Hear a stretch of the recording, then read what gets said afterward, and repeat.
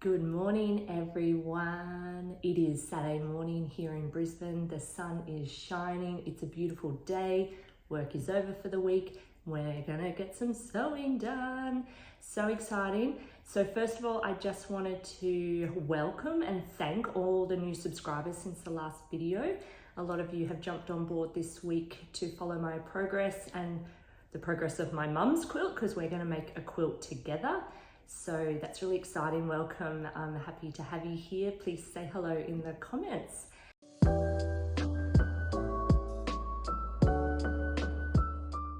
So I thought I'd introduce a little bit about myself since there are a few new people here, and I'm a fairly new YouTuber, so you probably don't know much about me yet. Anyway, I have always been sewing my whole life.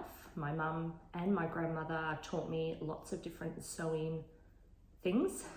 My mum in particular taught me how to quilt, and I made lots of quilts in my life, especially in my 20s. I made quilts in my 30s. I got into like art quilting and really explored that genre.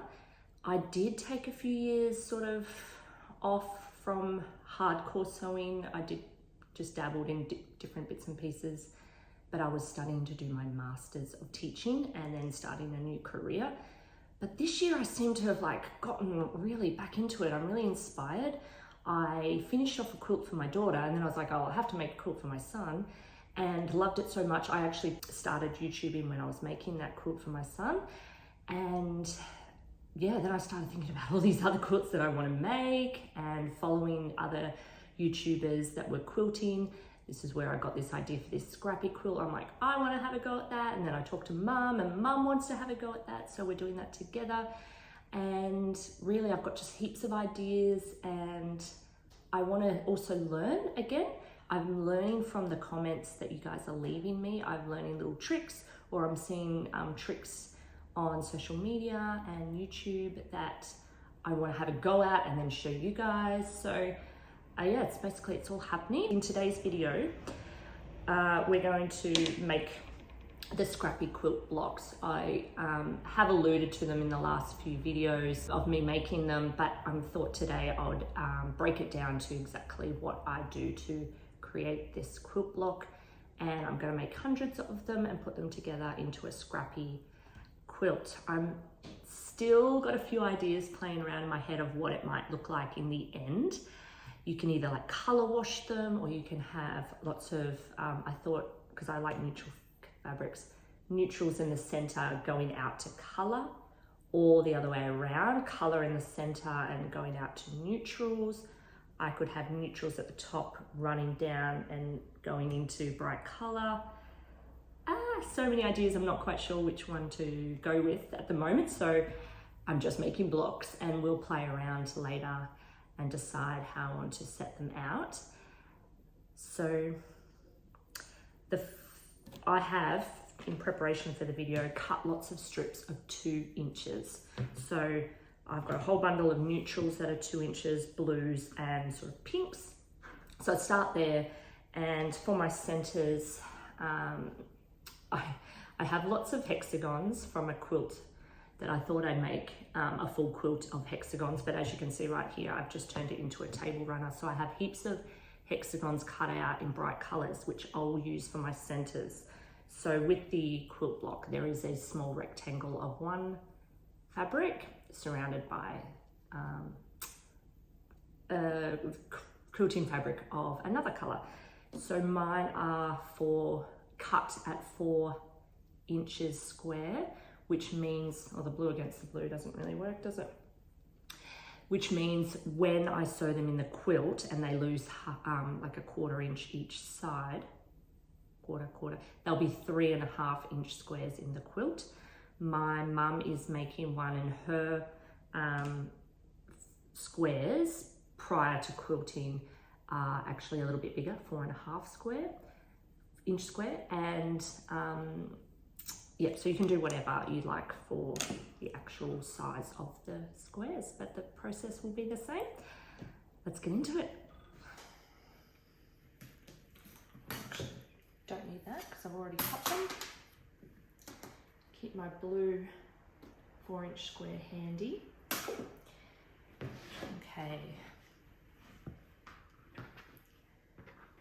So I need to choose first what will be my center and what will be around. So I might do this neutral because it will stand out against maybe this bright color. So when I look at my quilt block, it is made up of a center and then 2 pieces of fabric against each side first. So they don't need to be particularly long, so I'm going to use this scrap, and this is going to be my center. So first I cut down my hexagon into a rectangle. So I just cut off the points. And then because these are only 2 inches, I actually will cut this down to 2 inches as well, and I just eyeball it.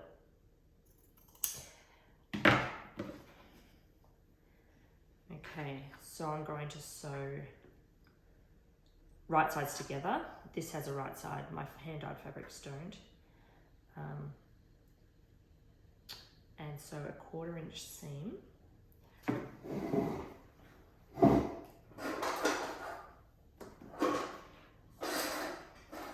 I just have blue thread on. I'm doing a 2.4 stitch. Might start with a little bit of fabric under there to get me going. Okay.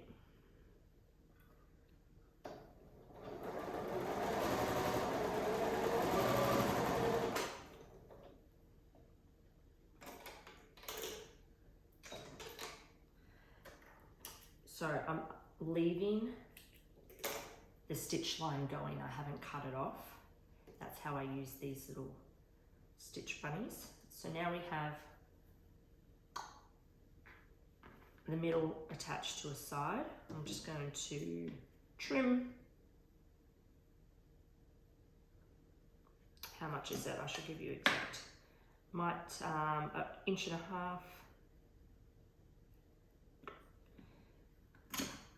Just cut it off. Then that will be enough scrap, because if that goes there, I can always just test. Overlap it by 1/2 inch. Test, yes, I have enough fabric. So then I know my scrap's big enough. Attach that to the other side.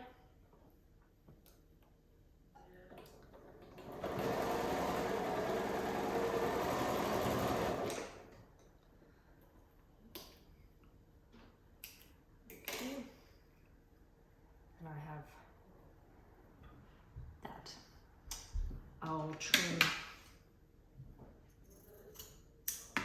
point off. Okay, so now we have the middle section of our quilt, and I check against my block. It is definitely more than 4 inches. So now I need to put sides on this. So you could iron these in between each seam, and that's what my mum was doing. But she has her iron, she has everything set up. My iron is not here. I just set up, this is the dining table. Finger pressing is enough. I finger press the seam to the outside of the block. Okay, so that's finger seamed and it's going to stay in place. I have my first side. Is it more than 4 inches? Or only just? I might just save that piece for doing this for another block, because it is quite tight. I got plenty of longer strips. So right side to right side. I might even trim it first. Let's trim that. And sew that seam. I sew with the seams that I've already done at the top, just so I can make sure that my seams are going the right side when I'm stitching and they don't get caught going the wrong way. So the blue is at the top. I'm doing a 1/4 inch seam again.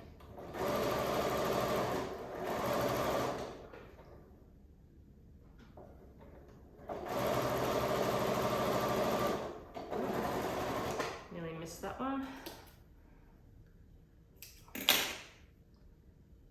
Okay, I've got one side on. I can finger press that again, going to my outer edges of my block. Okay, so I just got one side to go. This will be long enough, yep. So I can trim that.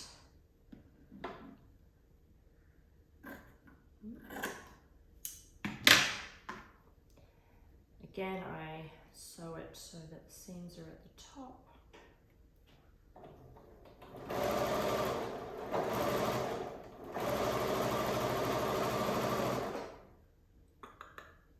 Where's my little...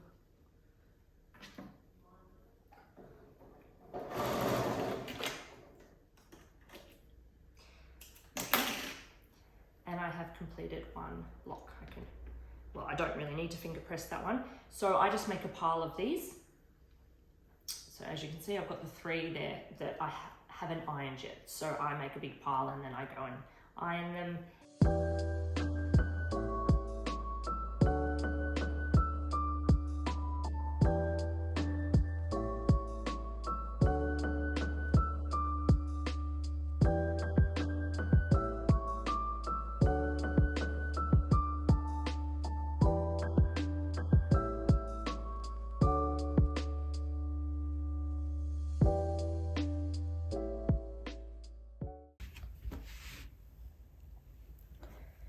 So at the iron, upside down,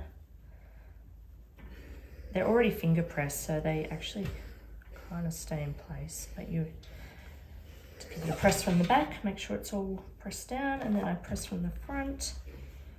I do have a little bit of steam. I like them nice and flat, ready to cut 4 inches.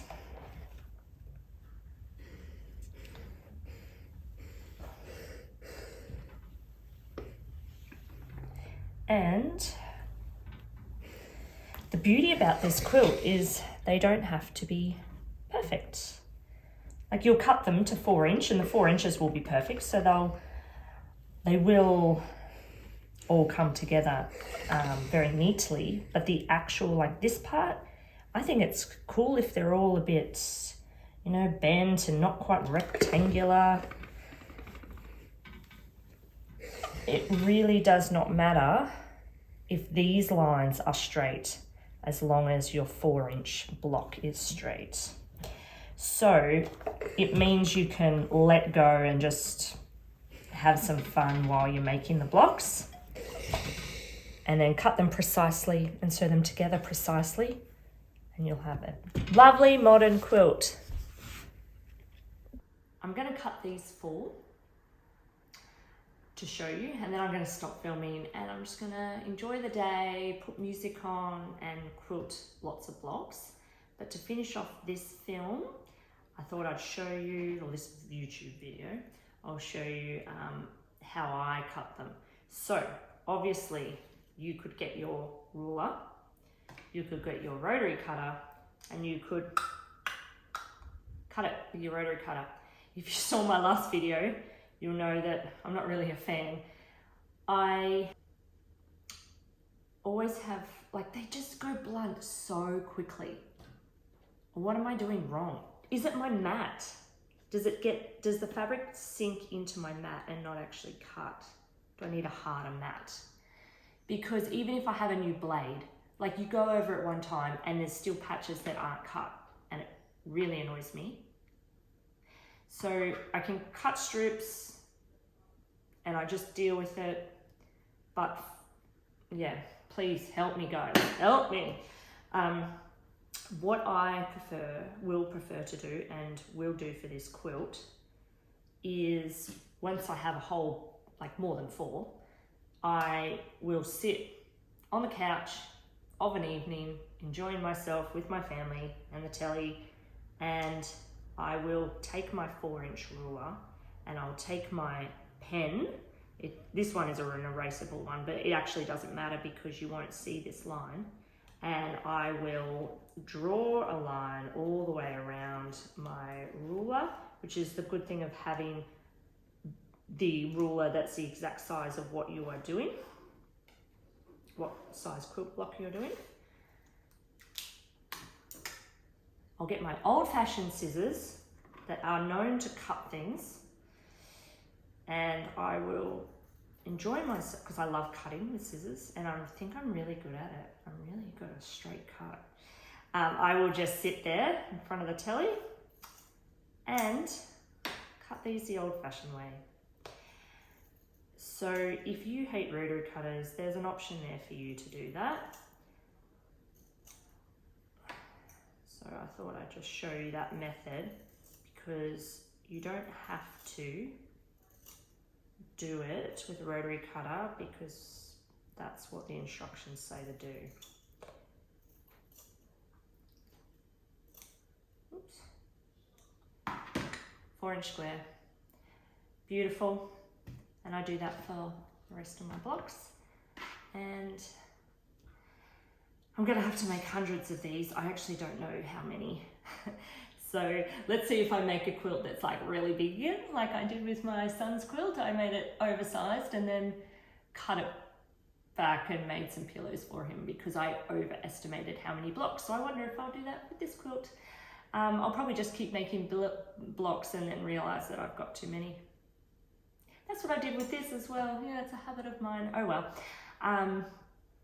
I'll leave you there. Next video, we might go back to Mum's. I'll have to ask her and see. I just make mine one at a time. She actually batches them and has all the fabric ready to make like 8 blocks at a time and runs them through the machine. So it'd be interesting to see her method so you can decide which one you prefer. Let me know, is anyone else making this quilt along with us? Love to hear below. Okay, till next time, goodbye everyone, see ya.